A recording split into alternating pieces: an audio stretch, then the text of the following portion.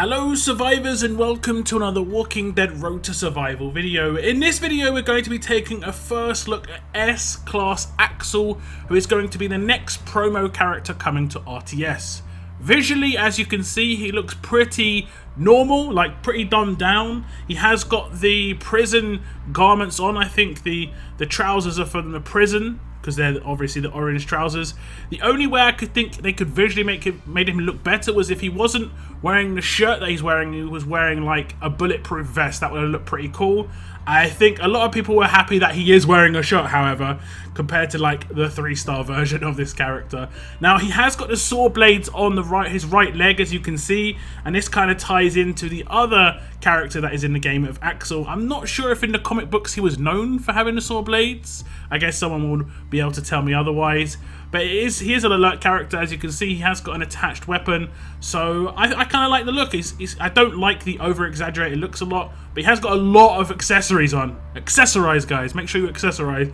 We'll look at his picture on the left-hand side, and he looks very Santa-like. Not gonna lie, so many people have said Axel should have been one of the characters for the Santa Claus. It just would have made sense, but I don't think it's gonna happen now, because we do only have one type of S-Class for each character. We don't have duplicates, at least not yet. So, net rip, rest in peace for Axel Santa version. We are going to look at his stats. He has got 30 veteran rings, of course, and he gets 5,287 attack, 3,058 defense, and 4,214 HP with those vet rings, fully maxed out. He is considered a support character, even though he has got a very offensive stats. And of course, like we said before, he is an alert character. Now, I'm not actually disappointed with him being a support character here, because there aren't that many support characters when it comes to, let's say, the arenas where you need to use support characters. He can be used in that slot. And with that sort of attack stat, it could tie into the rest of his kit, where he's going to still be able to do a reasonable amount of damage as a support character. So we'll take a look at his rush to see how much damage he can actually do, and it is called Covert Strike. It is a 76 AP cost rush. Deals 700% damage to up to 3 enemies. This character and up to 2 other teammates get elusive, and 100% attack for 2 turns. So 3 things going on here. Part of it is damage, 2 parts of it are buffs. We'll just go over the damage. It is a lot. We'll go back to that 5,200 attack stat. He has got a lot of damage. This is very reminiscent of Mercer, who has also a lot of damage. He doesn't have as much attack stat, but 700% to 3 is a lot of damage output. If you consider the kind of characters that he can come up against, if he's doing it against strong characters, huge amounts of damage output. That 5,200 attack can easily get raised to over 10k without too much trouble at all. And that's not including things like the team player weapons, so on and so forth. So the damage output of his rush is going to be insane. This character and 2 other teammates get elusive is nice. It means that their basic attacks and their rushes will not give people AP. So if you rush with Axel first, then you rush with other people, if you're not taking them down, they're not gaining AP with those big hits. So if you are going up against a very tanky defense team, or people who stack AP on defense, it's not going to be a problem. The 100% attack is insane. If that goes to the right character, you know, if you have got this guy in a team with Rampage Priya, because he can actually be behind a Rampage Priya because she can be the leader, and she gets the 100% attack boost, and that is going to be absolutely incredible to watch. Really interesting buff. Now, obviously, it is a bit RNG, because obviously if you've got 4 other teammates, it means 50% of the time it will go to the character that you want it to. But if it does go to an offensive character, you're going to see annihilation. So we've got our rushes, as we would naturally with Dr. Stevens, turn 2, and we are going to rush with Axel first. If he hits the 30% damage against any of these characters, Shane should absorb it, and hopefully Priya will get the 100% attack buff with this. She does, and she gets elusive, as you can see. And now I can rush with Priya, and we just hope for crits, because we do want the Rampage to go off. So we get 1, and we get 2. So it's actually quite a lot of damage there, obviously. And we would have other characters like Princess at this point to just taunt the remaining characters that are alive. And potentially Princess could get the 100% boost, and that would stack with her Berserker and her weapon buff. So Axel's Adrenaline Rush is strong. It will hit hard in itself, but also any follow-ups that get that buff will be absolutely immense. So we could see parts of the support role in that rush because of the 100% buff. but the active as well adds quite a lot. It is recover from impair and AP gain. It has an initial cooldown of 2, cooldown of 3, and number of uses 2. All teammates recover from impair, and up to 2 teammates gain 100% AP. Now, where this is useful is in a multitude of ways. Obviously, the Omani active, this guy will full cleanse it, so it's not going to be as much of a problem. Characters like Carrie Ann on defense teams, she's got a full team elusive. This character will make it so that you still get second turn rushes on 2 characters like you would with a Doc Stevens on attack against Carrie Ann. It would also just top up 2 characters who add AP anyway. The 100% AP would go to the 2 characters that had the most. So if 2 characters were at 99% already, they would only gain that 1% required. However, if everyone was at nothing, it would randomly go to 2 of the teammates.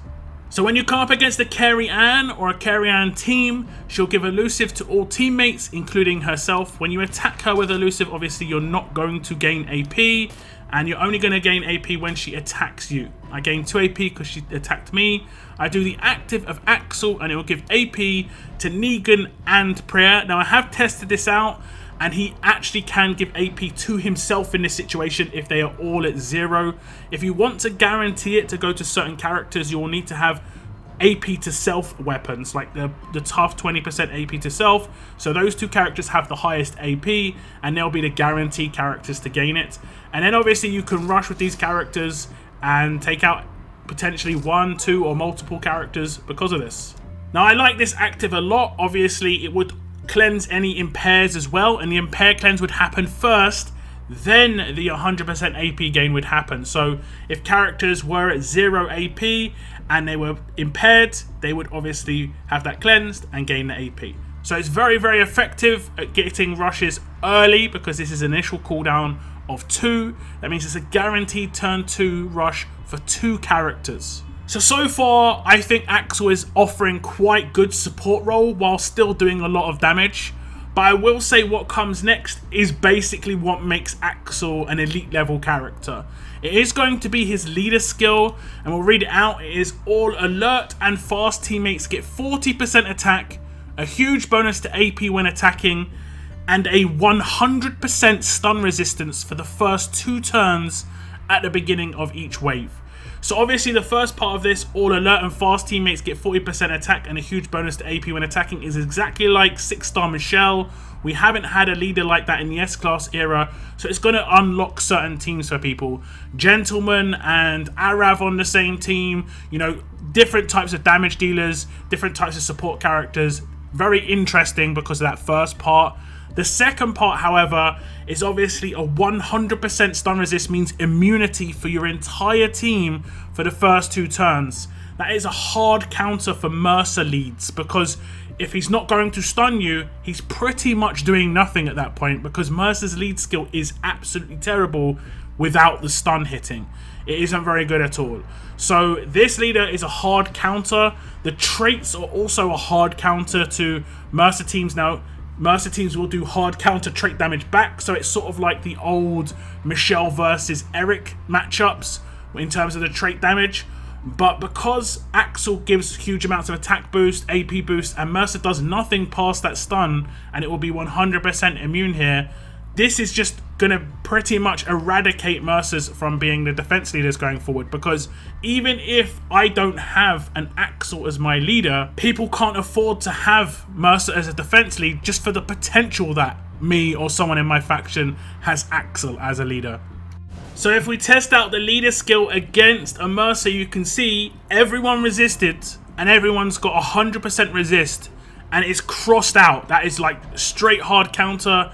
No stuns. It also means when I do basic attacks against him, you'll see I might have it where it says immune pop up when I attack him and I would be stunned.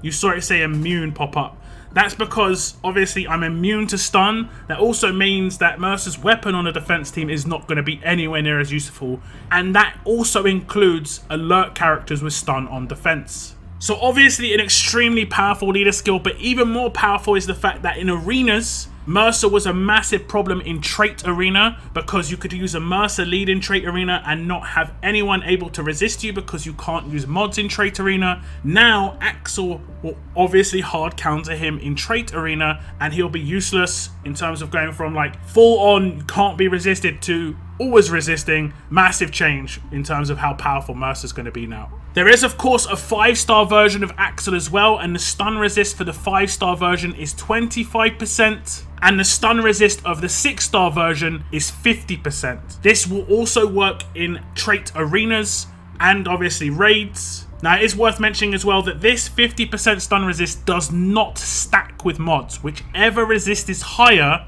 is the resist that will take place.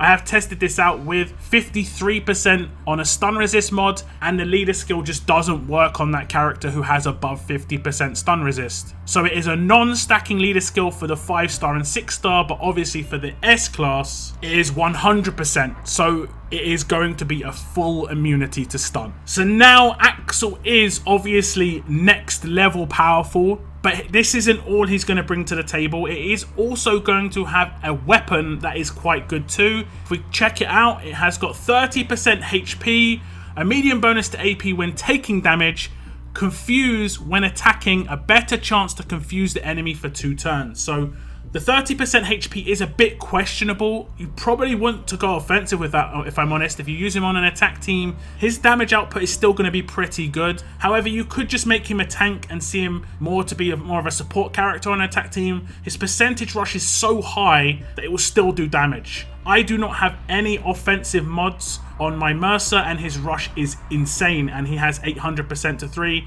Axel's going to be pretty much the same. Now his middle slot, if you want to get his rush quickly, a huge bonus to AP when attacking, you would probably want to get his rush quickly because it is very nice. Now the third slot is identical, I believe, to the 6-star Disarm Michonne, who also had Confuse on attack. So very, very useful. There are not many people who run Confuse Resist. This is why certain characters are extremely powerful right now. The likes of Georgia, for instance. This weapon is going to be extremely powerful as well. So it is a better chance, which is seen at around about 30 to 35% chance. So it's as simple as doing a basic attack and hitting the Confuse just like that. It is a 2-turn Confuse, so they're still confused the next turn you basic attack. And that means you can confuse them again, so you can potentially queue up these confuses like this. Very, very low chance of that actually happening, obviously, just because hitting 30 to 35% chances in a row is low, but just like I've shown, the potential is there.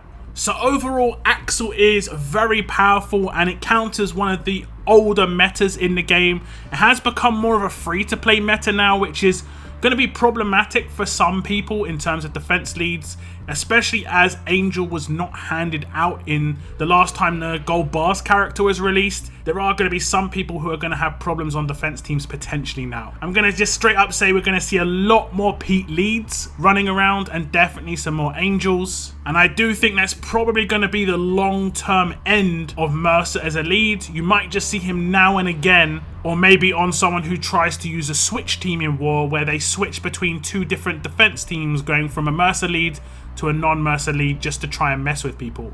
And since the beginning, when Mercer was released, it was pretty much predicted that a leader like this would come out to counter him. And here he is. It is Axel. Mercer was the Christmas character. I guess Axel was just jealous. Do tell what you think about Axel as an S-class character. That is the end of my video, guys. Thank you very much for tuning in. And as always, keep on surviving, guys. Keep on surviving.